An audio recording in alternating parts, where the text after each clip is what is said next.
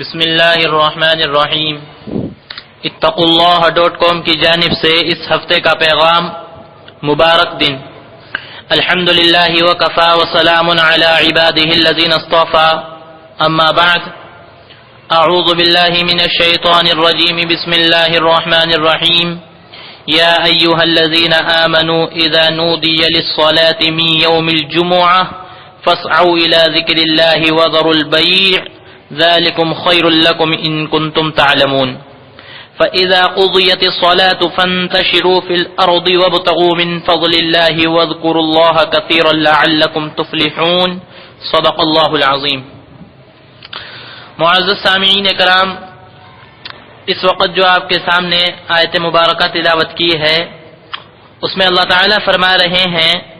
یا ایھا الذین آمنوا، اے ایمان والو، اذا نودی للصلاة من یوم الجمعہ فاسعوا الى ذکر اللہ وذروا البیع ذلکم خیر لکم ان کنتم تعلمون۔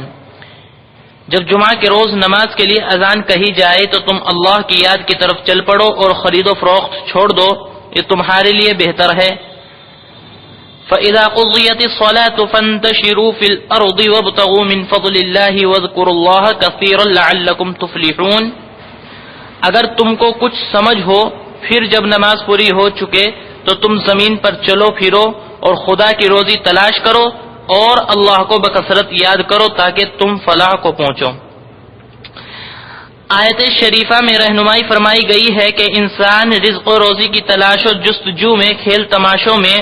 اور دیگر ضروریات میں اس قدر مصروف اور منہمک نہ ہو کہ خدا کو بھی بلا دے اور اپنے مقصد زیست کو ہی فراموش کر دے،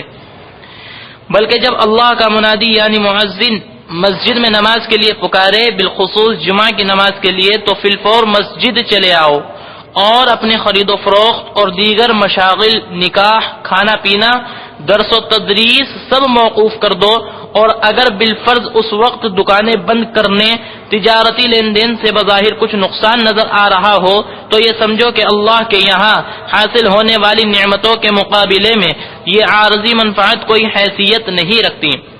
جمعہ کا دن اتنا اہم دن ہے کہ اس دن کے ہر اس عمل پر جو بظاہر دنیاوی عمل نظر آتا ہے اس پر بھی ثواب اور گناہوں کی معافی کا وعدہ ہے۔ جمعہ کے دن کا غسل اور اس دن کی طہارت و نظافت کا اہتمام اور جمعہ کی نماز اتنی اہم ہے کہ اللہ تعالیٰ یہ اعمال کرنے کے طفیل ایک جمعہ سے دوسرے جمعہ تک یعنی گزشتہ ایک ہفتہ کے گناہ معاف فرما دیتے ہیں۔ حضرت سلمان فارسی رضی اللہ عنہ سے روایت ہے کہ رسول اکرم صلی اللہ علیہ وسلم نے ارشاد فرمایا کہ جو آدمی جمعہ کے دن غسل کرے اور جہاں تک ہو سکے صفائی اور پاکیزگی کا اہتمام کرے اور جو تیل و خوشبو اس کے گھر ہو وہ لگائے، پھر وہ گھر سے نماز کے لیے جائے اور مسجد میں پہنچ کر اس کی احتیاط کرے کہ جو دو آدمی پہلے سے ساتھ بیٹھے ہوں ان کے بیچ میں نہ بیٹھے، پھر جو نماز یعنی سنن و نوافل کی جتنی رکعتیں اس کے لیے مقدر ہوں وہ پڑھے، پھر جب امام خطبہ دے تو توجہ اور خاموشی کے ساتھ اس کو سنے تو اللہ تبارک و تعالی کی طرف سے اس جمعہ اور دوسرے جمعہ کے درمیان کی اس کی ساری خطائیں ضرور معاف کر دی جائیں گی۔ ایک دوسری روایت میں جمعہ کے دن طہارت و نظافت، صفائی و پاکیزگی کے اہتمام کے ساتھ اپنے پاس موجود اچھا لباس پہننے کی بھی ترغیب اور اس پر ایک ہفتہ کے گناہوں کی معافی کا بھی وعدہ مذکور ہے۔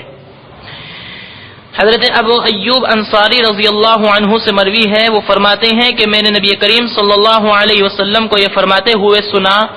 کہ جو شخص جمعہ کے دن غسل کرے اور خوشبو اس کے پاس ہو تو خوشبو لگائے اور اپنے پاس موجود لباس میں سے عمدہ لباس زیبتن کرے، پھر جامع مسجد کے لیے روانہ ہو جائے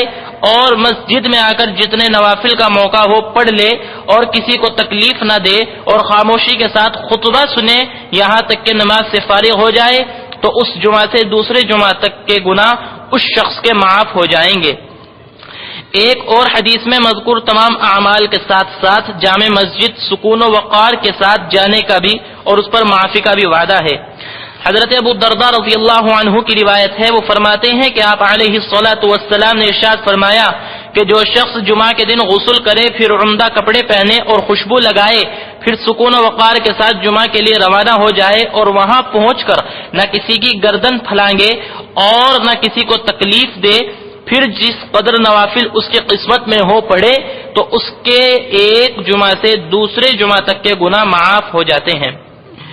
جو شخص غسل اور طہارت اور پورے آداب کے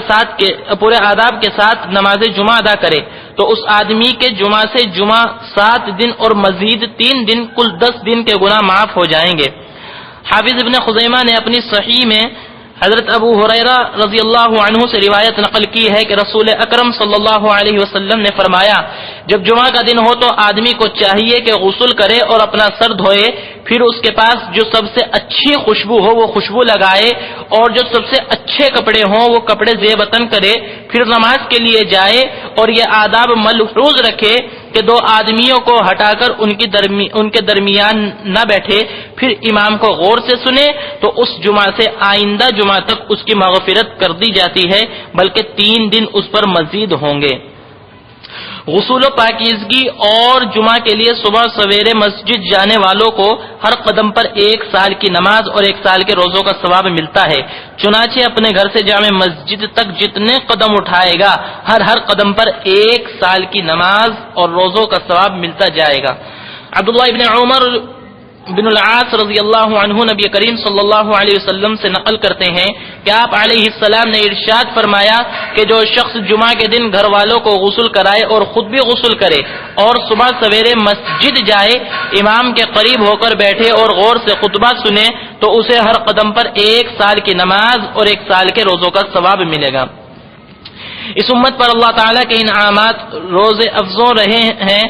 پیارے حبیب صلی اللہ علیہ وسلم کے صدقے میں ایک عمل کا ثواب بڑھتا ہی گیا، چنانچہ اس حدیث شریف میں نماز جمعہ اور اس کے اہتمام پر 200 سال کی عبادت کے ثواب کا وعدہ ہے۔ وہ حدیث یہ ہے، حضرت ابو بکر صدیق اور عمران بن حسین رضی اللہ عنہ سے روایت ہے کہ رسول اکرم صلی اللہ علیہ وسلم نے فرمایا، جس نے جمعہ کے دن غسل کیا اللہ تعالیٰ اس کے گناہوں کو معاف فرما دیتے ہیں، اور جب وہ نماز کے ارادے سے نکلتا ہے تو ہر قدم پر 20 نیکیاں لکھی جاتی ہے، اور جب وہ واپس لوٹتا ہے تو 200 سال کی عبادت کا ثواب نامہ اعمال میں لکھا جاتا ہے۔ اللہ تعالی ہمیں اس مبارک دن کی قدر کرنے کی توفیق عطا فرمائے، اور اللہ تعالی ہمیں ان احادیث مبارکہ پر چلنے کی توفیق عطا فرمائے۔ آمین۔ وآخر دعوانا ان الحمد للہ رب العالمین۔